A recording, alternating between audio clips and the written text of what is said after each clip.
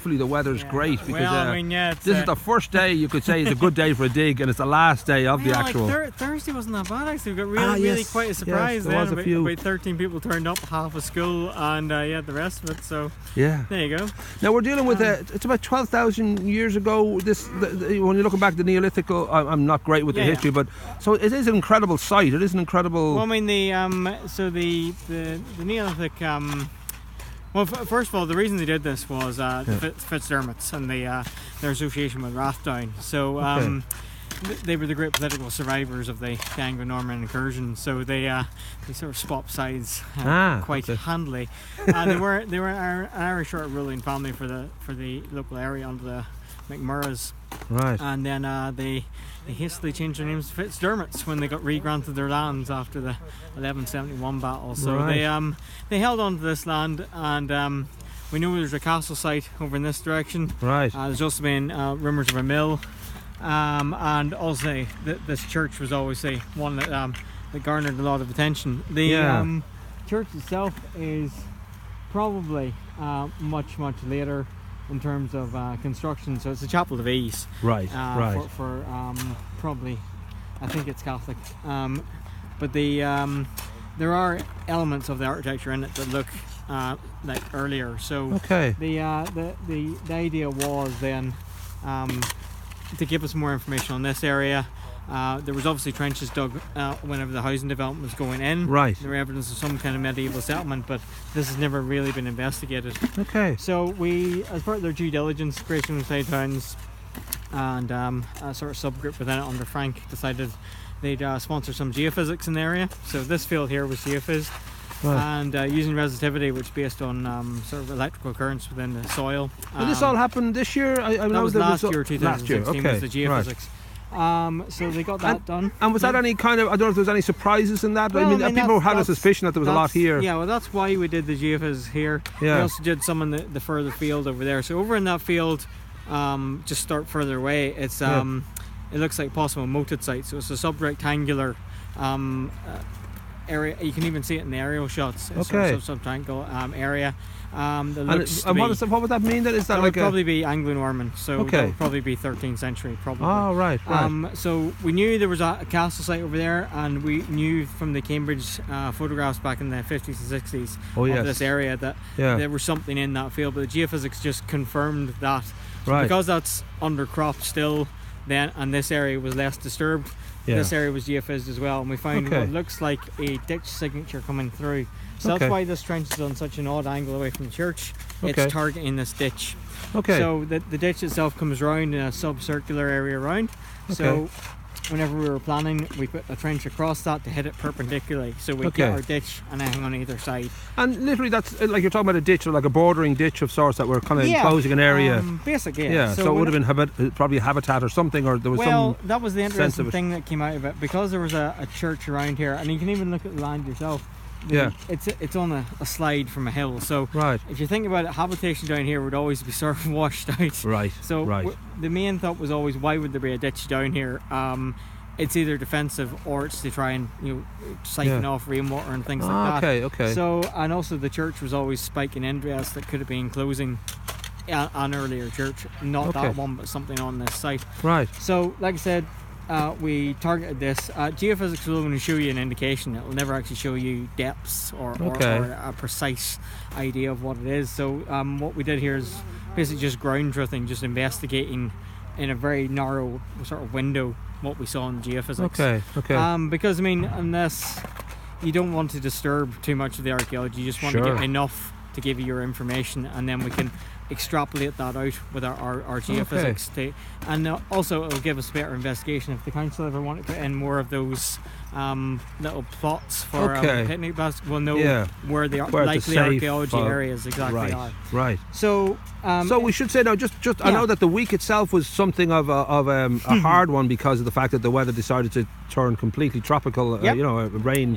And I'm guessing, that would have made the work twice as slow and 10 times as hard. And it depends. Like I say, we were lucky enough that we had a large group of volunteers on the first day. Obviously Tuesday was the hard day, but it's amazing once you start finding stuff and start things start appearing on the ground, it piques people's interest. Obviously, moving topsoil is kind of boring after a while, but once a ditch starts to appear and things, people do get more enthused about it. So I'm hoping now beyond that you found more than Red Bull cans and Bob Marley CDs. We did, They've all been siphoned off to the side so we can resell them at the local car sale. But I mean so like I said, the main thing we found was the geophysics did indicate that there was a ditch here, and it did look as if, or it does look as if we found it. Okay.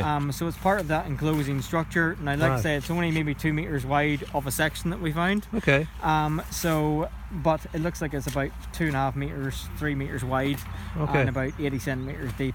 And object-wise, I don't know if there are certain objects that kind of giving you a clue. We can go through that. The ditch.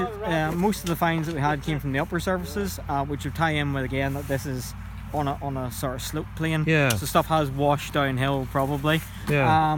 So you might turn around because I'm very keen to catch David O'Reilly working. Yeah. But most of the evidence we have from the ditch and around it, there's not a lot of evidence of heavy domestic activity in the area. Okay. So that would also tie in with the fact that it's probably not an enclosing ditch for a settlement or something like that. If you had people living next to it, you'd probably get evidence for it, like butchery and charcoal, lots of charcoal probably. Okay. But this was quite clean archaeologically. Now we did find animal mandibles, a lot of animal joints, not meat-bearing joints, so things like jaws, bits of skull, lower leg bones. Very little charcoal, no pottery in the ditch itself, but slag, which is the waste from making from smithing. So metal production in the area, and basically you could suggest rubbish is just accumulated in it as well. No heavy intensive domestic activity. So which is interesting in itself, because if you have association with a church and a ditch going around it, and you've got evidence for stuff that isn't run-of-the-mill domestic, then that would suggest that maybe it's something apart from that. The normal, kind of little. And would you have theories yourself? Would you kind of have an idea already forming about what it could be? In terms of that, there are some. In terms of the ditch, that sort of enclosure, and also the lack of evidence for intensive domestic activity, it's probably ecclesiastical. Is a good idea at the minute. Whenever we do these sort of projects, there is a certain amount of research that's going afterwards, just to see and tie it into comparable sites around the country and things like that. But I mean, because we have our association with a potable church, we have a ditch that's not full of domestic activity in terms of people living immediately next to it. It's probably a good guess at the minute, just to say it could be ecclesiastical. In terms of the finds that came above it, there's a range of periods that were covered. We had 17th century German imports. We also had Anglo-Norman pottery from about 13th century that tie in with the castle. We had a couple of pieces of, and this will sound incredibly unprofessional, but either early medieval pottery or prehistoric pottery. Because there's not much decoration or glaze to them, it will be up to they kind of have a similar human beings have basically conquered one technology and just stuck with it for most of our existence. They didn't change the pattern designs. And so a specialist probably would confirm that in the next couple of days, whether this is actually what we're looking at. And looking to the future, then, is there hopes to excavate further? You were saying the other field has the crop at the moment. Would that be a goal to? It's a simple thing that could be done with something like field walking, where you would wait for a crop to be out of use by a farmer, and then it's gridded off, and any finds that come to the surface can be just picked up and catalogued. And how does that work? So you grid it off? So you grid it off and say long lines. Everyone gets a line of grids to walk, and then whatever every say A1, A2, A3, A4, and then say there's concentration finds in A1, concentration finds in A5. You'd know where likely places stuff are going to be. So that's one thing. Obviously, excavation is nice for archaeologists, but we're always of a mind that, it sounds bad, but the department always think archaeologists get better in the future. So they're always very keen for preservation in situ. So I mean, digging for the sake of it, you would need a research question to go in. Now obviously we'd have a research question over there of what is that structure, but like I say, we had to have a research question for here as well, rather than just we want to see what archaeology is here, which is all very fascinating, but you have to be able to say to the department who govern the licenses going out that we'd like to investigate this ditch. We've done our due diligence in that we've investigated it without intrusive activity, and now we want to find out exactly what this ditch is.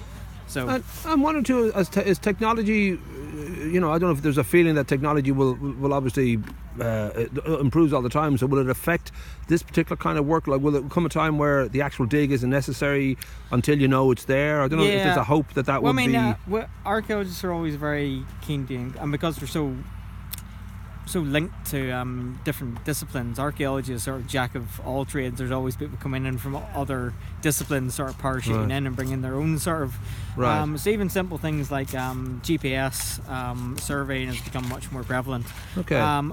In terms of even geophys, say if we find a ditch, there's new technology called ERT, which will you spread out across where you think a likely ditch is, and the electric currents go down and give you a likely profile of it. But it's always an idea. The idea, ground truthing like this will always give you a much more definite idea. Now the days of the shovel is still the main. The shovel, unfortunately, is still the main friend of an Irish archaeologist. But we can do a lot to ameliorate the worst sort of open cast effects of archaeology. But targeted excavation is always going to give us probably the best clue as to what's there. Is there a part of the brain, I think, Joe and John, a six-pack, think of excavation, you might actually find treasure, you might find gold. Now, I did see Maurice Dodd was down there helping. I did see he's driving a Porsche this week. I don't know if there was any reports of gold. No, we have done a deal and we're not allowed to talk about that. But no, and that's one of the main problems. Archaeology is generally viewed either you're going to dig up the mother lode, another Somerset hoard or the Ardagh chalice, or it's just people with paintbrushes in the bottom of the ditches that don't really interest you. But that's the problem, and that's the main thing community archaeology is about, is to try and get more people interested in the subtle things in between that go on. Like I say, you'd have people running up with who've never shown any interest in it with a bone and R, just going, is this something? Is it something? So it's all about showing the range of stuff that we engage in, and like I say, the technology is there. It's being integrated at the minute. People are always surprised by what we're actually using. Photogrammetry and things like that, and 3D modelling is coming online. But I mean, there's still very old school techniques like drawing section faces with a pencil, a tape measure, and a lot of rain. So that's about it. We should say now that on the 20th there'll be a chance for people to come along and hear yourself and get a sense of what was found, and there'll be a display of them. So that's happening on the 20th. I forget the venue. Where it's happening here in Greystones Lawn Tennis Club, I think. There you go. So lovely. We'll put in the links and make sure everyone knows exactly where, and we'll remind people. But nicely done. I think people are very proud of the fact that, and it's true of all of Ireland, that there is deep history here that just beneath our feet, literally, and that idea that every now and again we will just sort of get a little bit more knowledge about what was here before we came and what it meant. It's all about getting a bit more local ownership of the things, because most people have a view, it gets dug out of the ground, goes into a museum, and unless it's wet in Dublin you're never going to see it again. So we're very keen for people to get hands-on, and the more public ownership, more interest, and the more protection. Because the people in the local area are the people who are going to protect it. And it's in broad daylight, so to speak. It's not like somebody secretly is digging away. And Frank would have been very keen for me to dig under arc lights, but that just wasn't happening.